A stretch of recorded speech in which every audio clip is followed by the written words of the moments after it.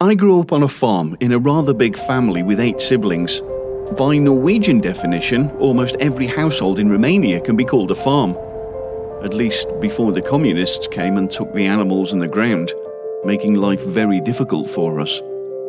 Before communism, it was a normal society. Romania was deeply affected by the changes, and for me it's difficult to live there even now after communism. I managed to get a good education and worked as a teacher for a time, so you might say that my background is quite different from working on a fish farm like I do now. Hitra consists of stone and water. Then there are the factories and 2 or 3 shops where we buy food. That's it. There's not much more to say about it, really. I think immigration, it's good for the community on Hitra. The immigrants are young people. This means they've more energy, which can be important for a place. See, if you make the decision to move, particularly to a little and isolated place, you need to be a bit adventurous, courageous even. So it might be good to have this kind of people coming here.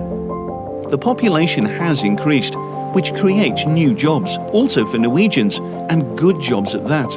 Also, the commune has a new office and there's a new kindergarten and schools. Though there's no doubt that the immigrants have to prove harder that they're good workers in order to get a job, this often makes the immigrants prioritize work over family, which is quite unusual in the Norwegian society.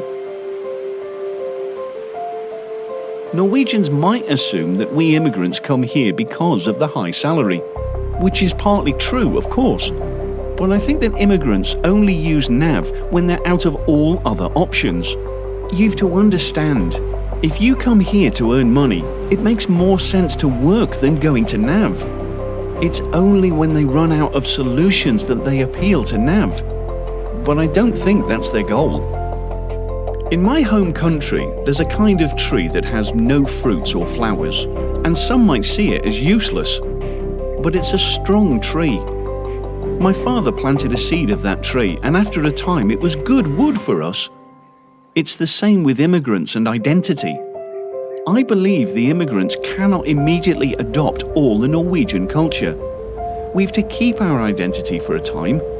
It's important for our development and for our children's, because if we erase our identity suddenly, we'll have problems. People without it can be very dangerous.